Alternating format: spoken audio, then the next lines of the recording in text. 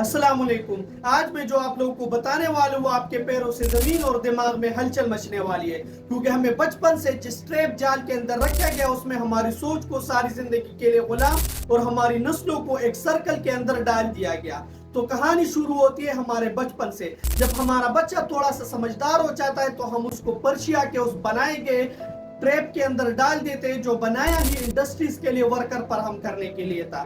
तो उस ट्रैप के अंदर उनको 3 साल ये सिखाया जाता है कि आपका नाम क्या है, आपके वालिद का नाम क्या है, आपके मुल्क का नाम क्या है और आप कौन से क्लास में पढ़ रहे हैं। जबकि 10 साल उनको एप्लीकेशन सिखाए जाते हैं और रट्टे लगवाए जाते हैं। 13 साल के लंबे अरसे के बाद उसको एक अगले मरहले में भेज दिया जाता है और 7 साल उसको यह सिखाया जाता है कि आपको जो हम कागज का टुकड़ा देंगे वो आपकी सारी जिंदगी का सरमाया है। और आखिरकार 20 साल के लंबे अरसे के बाद जब उसको कागज का टुकड़ा मिल जाता है तो वो अपनी सारी जिंदगी का कुल सरमाया मान लेते हैं और वो एलिजिबल हो जाता है वर्कर बनने के लिए। और जब वो हर इंडस्ट्री और इदारे का दरवाजा खटखटाने लग जाता है तो उसकी 20 साल की मेहनत को एक कागज का टुकड़ा करार देकर जवाब मिलता है कि आपके पास एक्सपीरियंस क्या है, क्योंकि उन 20 सालों में ना उनको एक्सपीरियंस दिया गया ना स्किल्स दिए गए, क्योंकि उनको खुद मुख्तार इंसान बनाना ही नहीं था।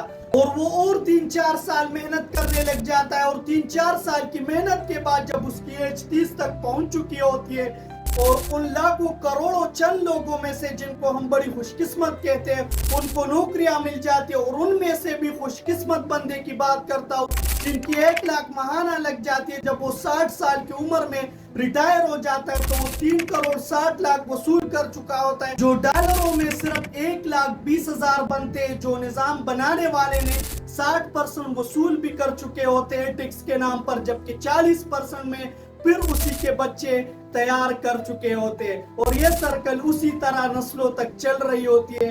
ये मैंने जितनी बात की है सबसे खुशकिस्मत बंदे की बात की, जो रह जाते हैं, जो प्राइवेट सेक्टरों में चले जाते हैं, उन पे तो मैं जब बात करता हूँ मेरा दिल दुख जाता है। और जो बाहर चले जाते हैं मजबूर होकर, अंदर से टूट कर, तो बड़े अफसोस से कहना पड़ रहा है कि ना वो अपने माँ के जनाजे में पहुंच जाता है ना बाप के।